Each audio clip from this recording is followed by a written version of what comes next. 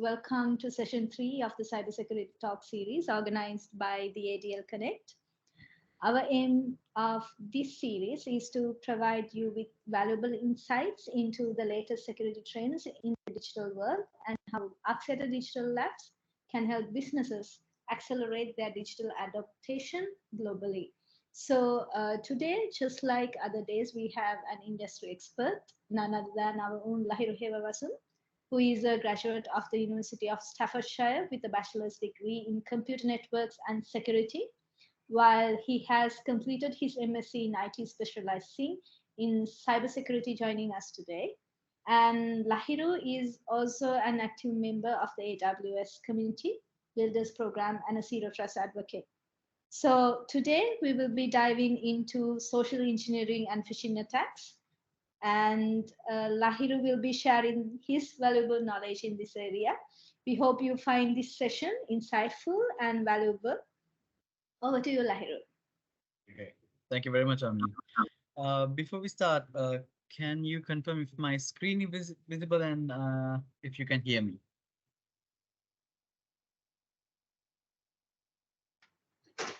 Yeah, it's visible. Oh, thank you very much, guys.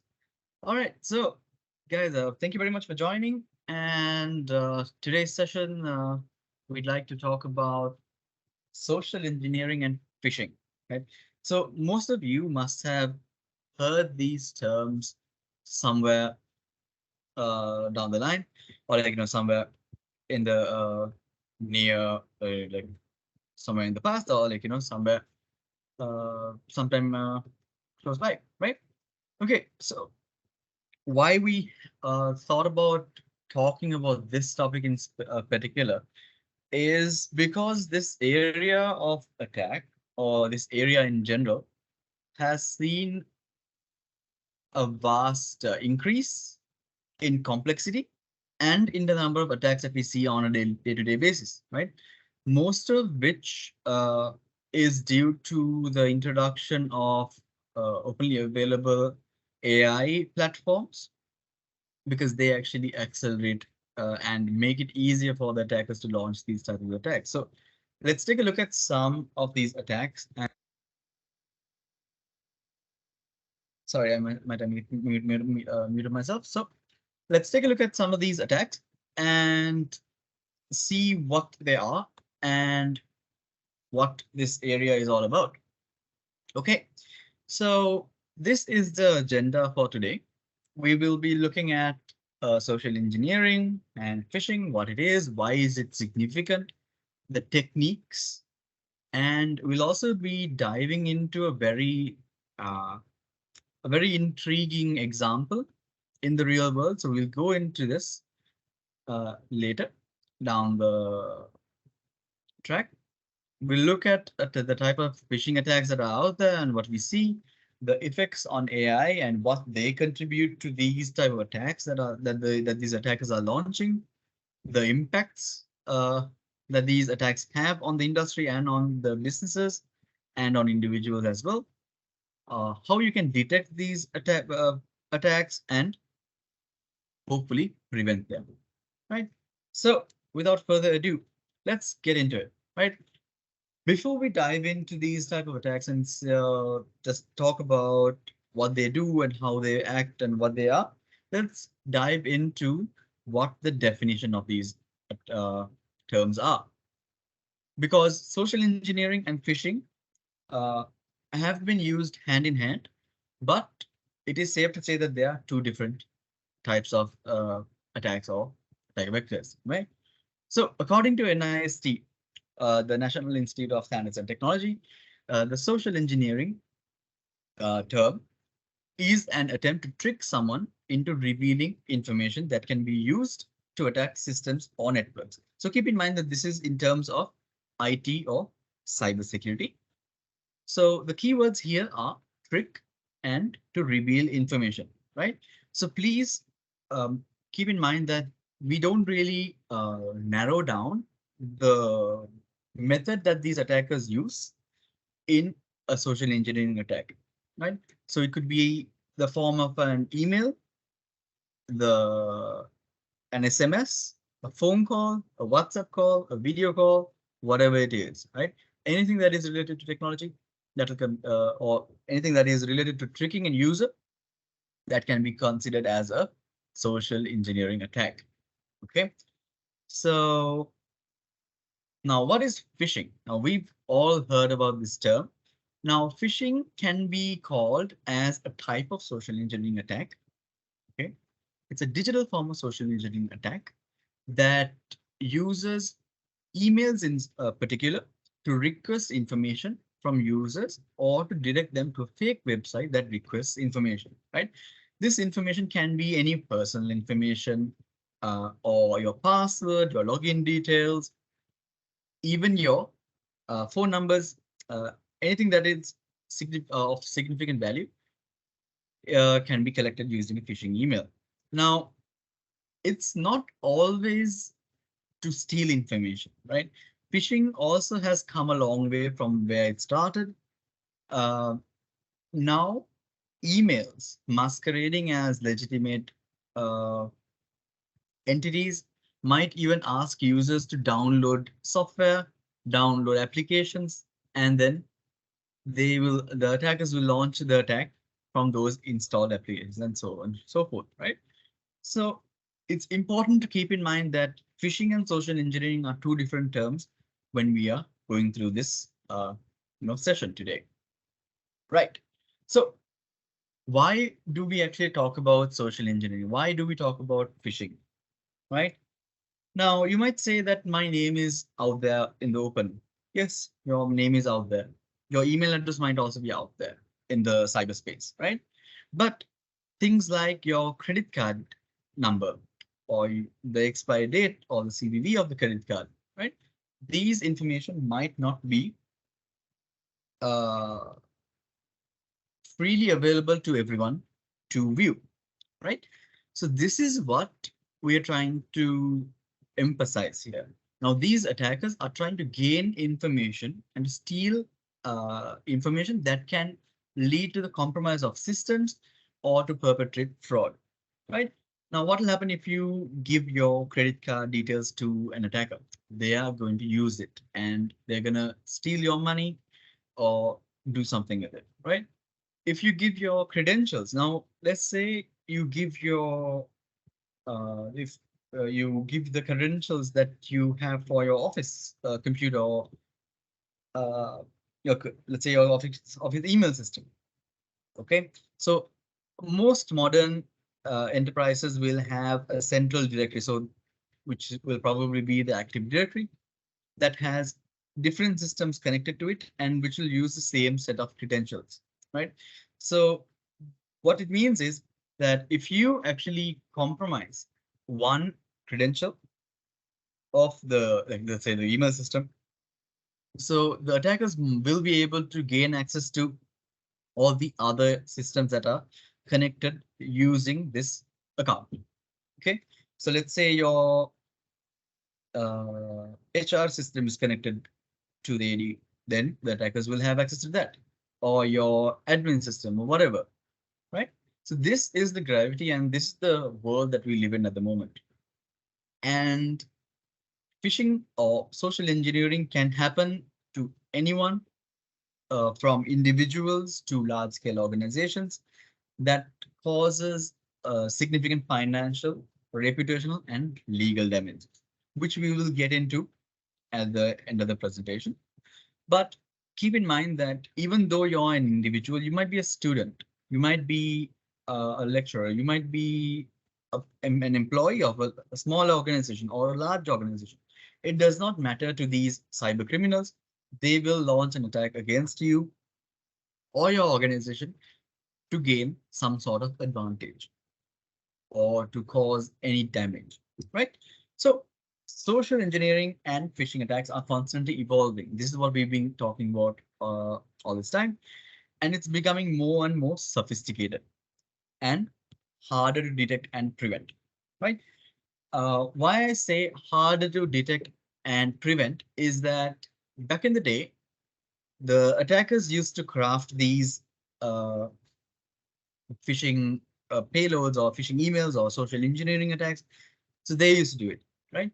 But nowadays, what happens is that we have platforms such as ChatGPT or Synthesia or any other AI-driven platform that can give you a very specific and sophisticated email or a video that is very hard to detect, or like, that's very hard to actually categorize or detect as a phishing or social engineering attack. So it's easier to trick people nowadays, right?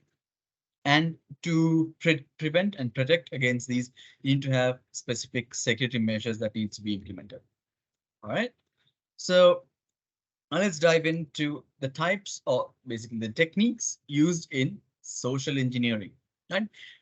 In order to understand what social engineering is, we'll go through these a couple of techniques so that you get an idea of what these people are trying to achieve.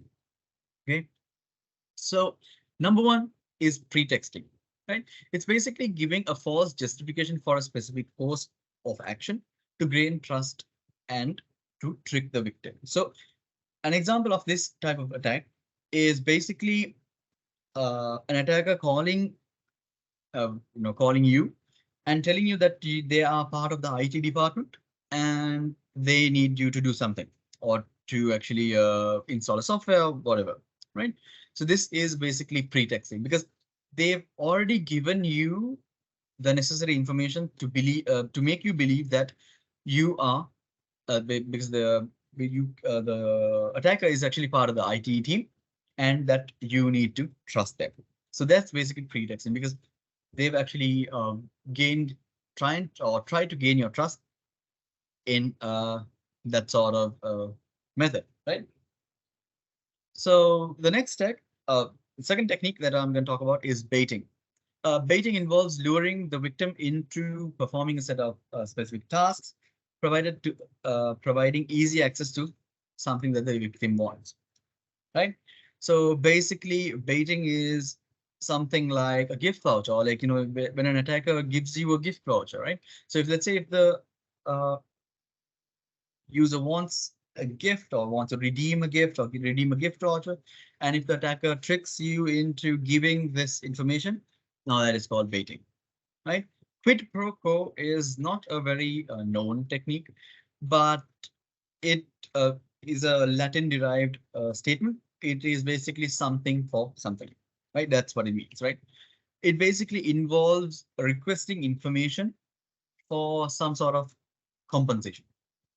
What this means is that an attacker might call you up and say, if you give me your password for research, I will give you $10, or I will give you $1 or whatever, right? So this entices the victim into giving the password to the attacker for some sort of compensation. Okay, so these are the types of attacks that we've seen. Next are less very no, I wouldn't say rare, but they happen all the time. Next is tailgating, right? Tailgating is basically the act of following a person or like an authorized person into a restricted area. So you might have your access control systems within the organizations that actually requires you to present your ID tag or fingerprint or facial recognition or whatever into gaining access. So once an authorized personnel puts in, let's say, the employee card or whatever, and gains access, the unauthorized actor will follow right behind without presenting any identification. Right. So that is basically called tailgating. Okay. Uh, the next type of a technique within social engineering is phishing. Now, phishing is going to be our focus for the day, but phishing is basically tricking the recipient into providing sensitive information such as their password, credit card numbers, or even to download malware onto their device. So we've spoken about this, so I'm not going to go into detail. But next we have spear phishing, right? Now, there is a difference between these two type of techniques. And what we see here is that phishing is a very common set of payloads or common set of emails that the attacker sends. But spear phishing is basically a targeted attack to a victim, right? So what the attacker does here is that they would uh, get to know the name, the job title, the company, or anything very specific to this individual and craft their emails or payloads based on these specific criteria, right? So this is what spear phishing is, and that is what uh, that is what that is why spear phishing is a bit dangerous or more sophisticated than a phishing attack, where there are a lot of telltale signs of a phishing attack, but it is very difficult to identify a spear phishing attack for a normal user. All right. So I have a example of a real world social engineering attack that was conducted during a DEF CON.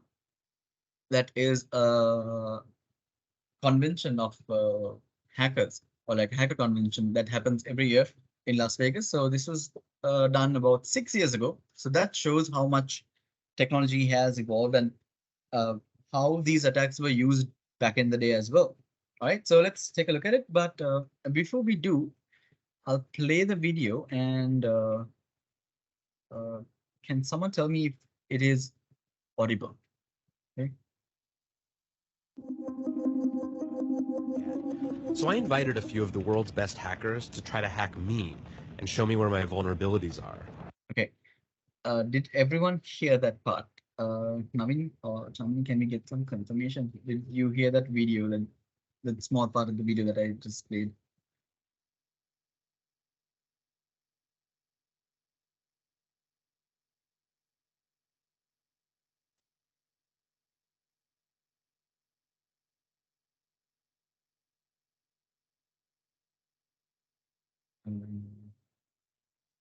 Hello, Navin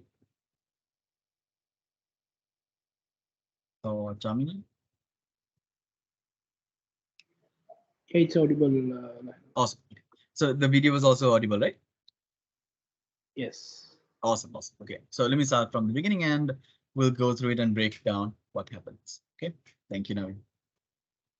And now I'm going to meet them in Las Vegas for DEF CON, the biggest hacker convention of the year. They're going to hack me using social engineering, which is essentially hacking without any code. They just use a phone and an internet connection. Do you want to do a sample phishing call? What's phishing? Phishing is voice solicitation, and basically what you do is you use the phone to extract information or data points that can be used in a later attack. Let's do it. Okay. Who are you going to call? Maybe I'll call your cell phone provider and Okay. see if I can get them to give me your email address. I bet they're good. I bet they have my back. But yeah, go for it. I'm going to spoof from your number, so it's going to look like it's calling from you. Okay. Hi, I'm so sorry. Can you hear me okay? My baby, I'm sorry. my husband's like, we're about to apply for a loan and we just had a baby and he's like, get this done by today. So I'm so sorry. I can't call you back. I'm trying to log into our account for uses information and I can't remember what email address we used to log the account. The baby's crying and can you help me? Awesome. In just 30 seconds, At gmail.com? Jessica gets access to my personal email address. Now, if I needed to add our older daughter on our account so she could call in and make changes, how would I need to go about doing that? You would have to send me a secure PIN through a text message? Yeah, well, the thing is, I don't think I'll be able to receive a text message if I'm on the phone. Oh, I'm not on there either? So I thought when we got married, he added me to the account. Jess uses my girlfriend's name and a fake social security number 5127. to set up her own personal access to my account. Wait, I'm sorry, so there's no password on my account right now? Can I set that up? She even gets the support person to change my password. Thank you so much for your help today. So she just basically blocked me out of my own account. I'll get her fed after this. All right, thank you. Holy shit. So they just gave you access to my entire cell phone account. You're gonna have to go on and change your password now because it's Jess, my name. And all it took was a crying baby and a phone call. Yes. Okay, so that was a wishing attack, or not phishing, a wishing attack. So Now that just demonstrates like, how easy it is to actually trick someone into doing something that you want, right? So it basically took them a couple of minutes into gaining access to this person's account and actually convincing anyone to actually change their information, or to maybe even removing them in, like, locking them out entirely. So this is the world that we live in. Now, these attacks were actually performed by a person, right? 6 years ago. But further down the line, like further in this session, we'll go through an attack that was conducted by an AI. Okay, so that's very intriguing. Now, moving on. So, please do raise, like, so just for your information, like if anyone has any questions or anything or clarifications, just raise their hands and just you can drop your questions and then we can answer them as we go along the session or maybe even after. So depends on what like. So next we have the types of phishing attacks that we usually see, right? So the number one type of attack that we have see is a deceptive phishing attack, right? So now we've moved away from social engineering. Now we're moving into phishing, right? So this is a deceptive phishing attack where the attacker creates a fake website or an email that looks legitimate enough to trick the victim into providing sensitive information, where the attacker sends an email or a message that appears to be from a reputable source, right? Now, we see a lot of these attacks happening where they say that it's from Microsoft and you need to click on a link to access this email that is there, or maybe even to unlock your account, change your password, like a lot of things, right? So we've seen attacks masquerading AWS, Adobe, a lot of the major brand names, right? So these are deceptive phishing emails because it deceives the user into thinking that this is from a reputable source and then tricking them into believing that it's from a legitimate source and then gaining sensitive information, right? So next we have spear phishing, like we just spoke about. These are personalized messages sent to individuals or small groups in order to gain sensitive information or to get into systems, right? So next we have something called whaling, right? Whaling is basically when an attacker targets a high-level executive or individual in position of authority within an organization, such as your chief financial officer or your CEO, COO, anyone on the top tier,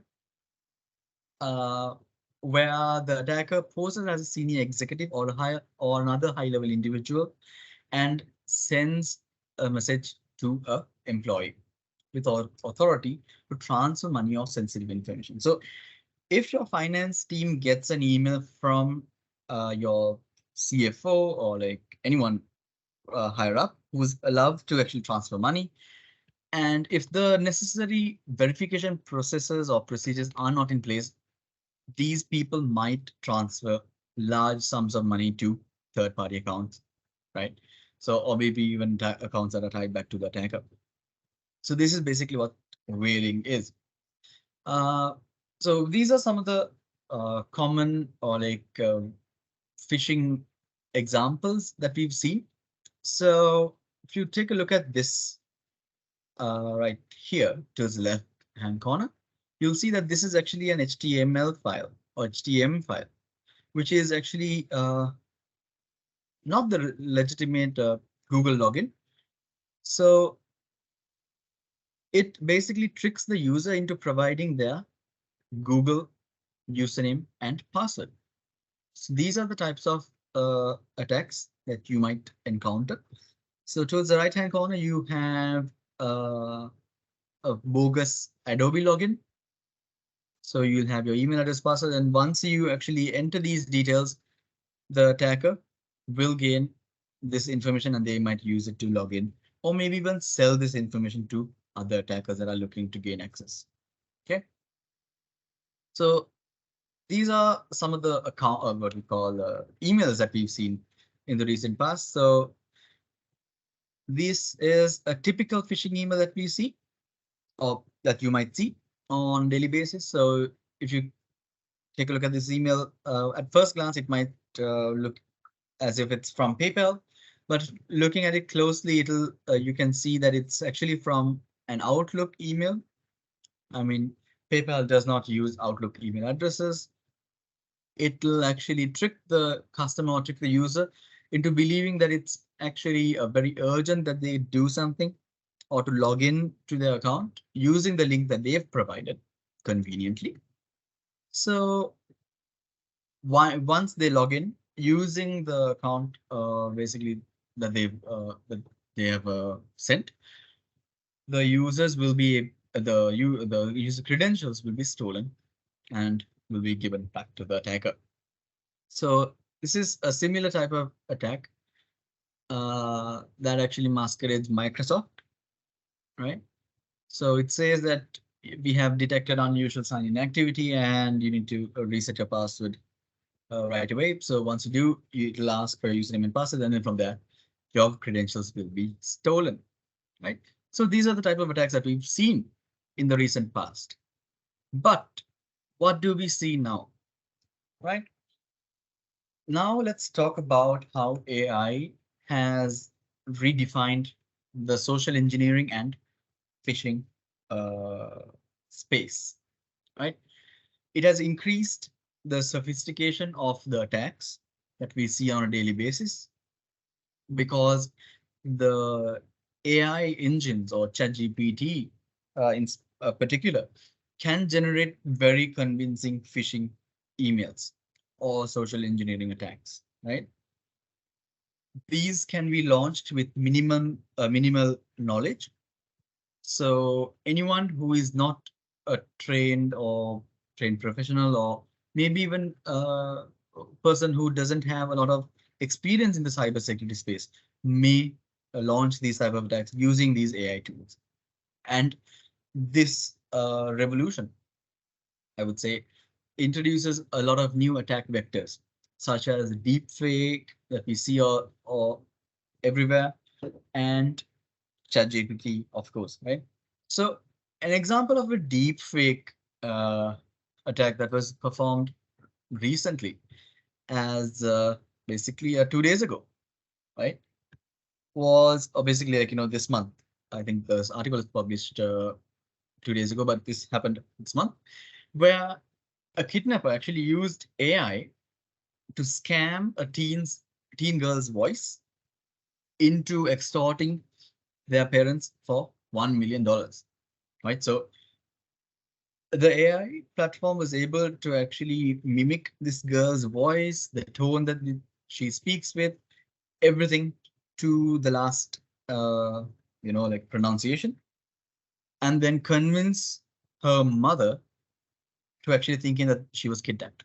So in reality, she was actually on a ski trip, but the attackers were able to actually convince the mother that she has been kidnapped and that they need to pay a ransom. So this is the power of AI when it falls onto the wrong hands. Now we see a couple of other headlines coming in and saying AI chatbots making it harder to spot phishing emails. Yes, it is very hard to spot phishing emails right now, because previously they used to have a lot of mistakes or spelling mistakes or grammar mistakes or whatever. But now AI makes it very, they do grammar checks, they write in proper English. So it's very difficult to actually detect these. Another article from Forbes says prepare for AI phishing onslaught, right? This is what we've seen so far during, from the first release of ChatGPT. Everyone uses it to actually launch a lot of attacks that we haven't really seen until now.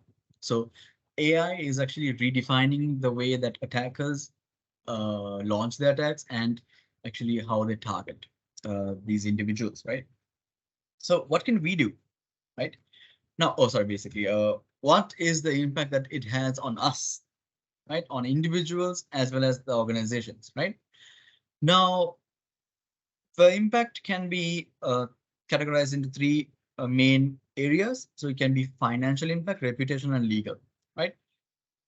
phishing emails in particular can lead to financial losses when an attacker gains access to sensitive financial information and or tricks the victim into sending money to fraudulent accounts. So this is whaling, like we know, but this can have a very significant impact or financial impact to an organization or individual, right?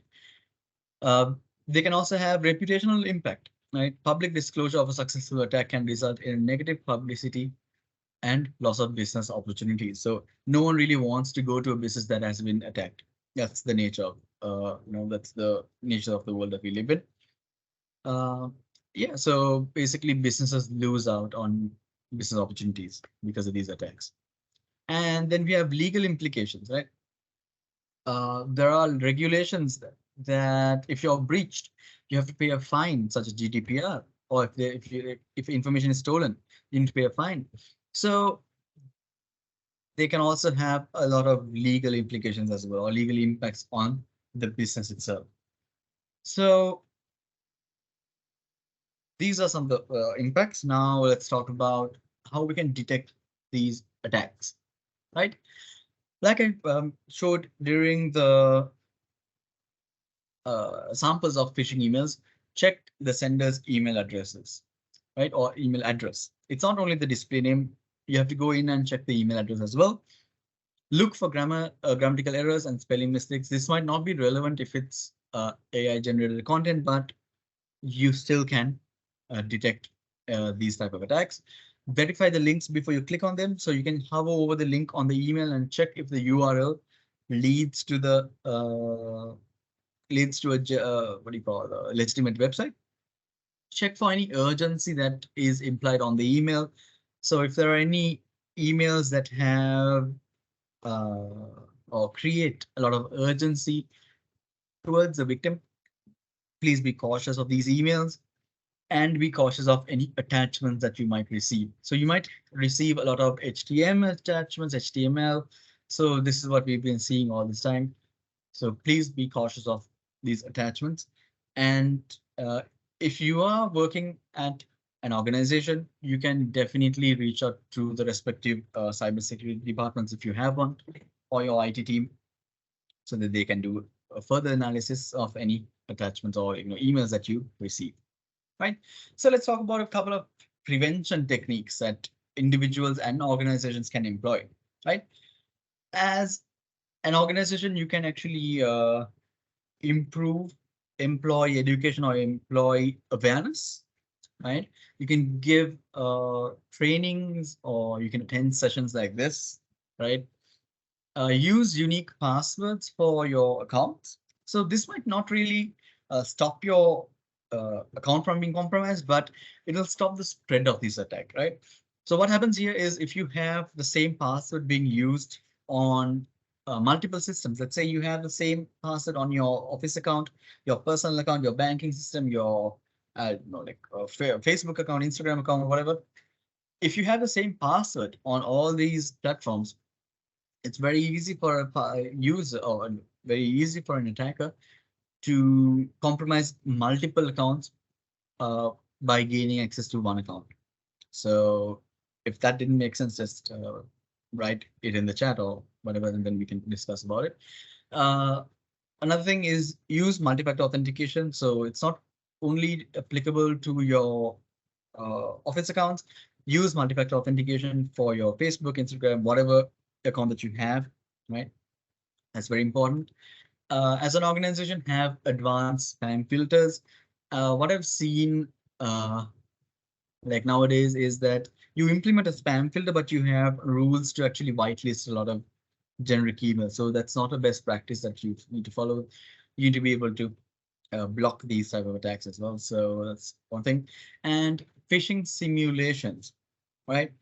When what I mean by phishing simulations is that an organization can actually launch a phishing attack on its employees in the aim or in the hopes of educating them. Right. So launch phishing simulations probably every quarter to actually keep the awareness going in the organization and to build a culture where you empower the employees to report these sort of attacks. even if they're compromised, right? So you don't need to really penalize the user if they are compromised. You just need to take the necessary action in order to minimize the damage, right? Next, we have implement incident response plan. So what I mean here is this is specifically for your cybersecurity and IT teams. Have an incident response plan ready with dealing uh, or like with looking into phishing attacks in specific or social engineering attacks, right? Most companies don't really have a playbook or a plan for these individual attacks. So if you have something like this, your security operations team or someone will be able to respond to it very quickly and know what to do in these type of scenarios, right? Now, that brings me to the end of my session. So let's take a look at some of the key takeaways. What I would say is always stay vigilant and aware of what you're doing, who you're calling, right? Who the caller is or who the sender is of an email or anything, right? Look out for suspicious emails. It can be from from your internal coworkers as well. So look out for any suspicious emails. Implement adequate controls such as spam filters, and always improve employee awareness, right? Conduct phishing simulations, employee awareness, and don't really uh, how do I say this? Put the fault on the employee if they actually accidentally click on something. Make sure that you empower them in a positive way so that they are tempted to actually report these type of attacks in the future. And so that was a quick session into what phishing is, what social engineering is. I hope you learned something from this and that you can take something back. Yeah, so I think that's from my end. But if there are any questions, I would like to answer them right now, or we have a couple of minutes, so either we can have a small back and forth conversation, or we can actually save another 10 minutes for you. So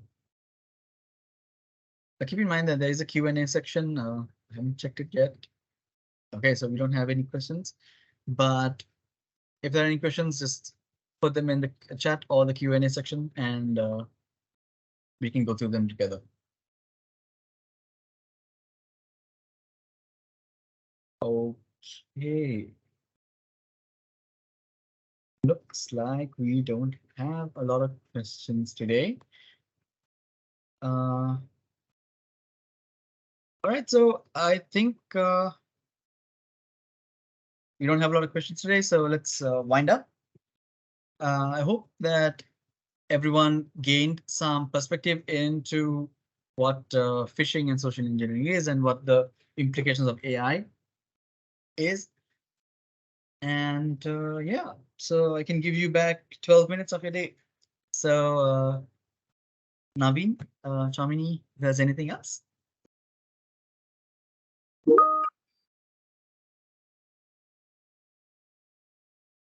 Yeah, Lahiru. So let's wrap up the today's session then. Thank you so much for taking the time to carry out today's session, and thank you everyone that joined. So we'll see you again at the next session of this all new cybersecurity series by ADL Connect.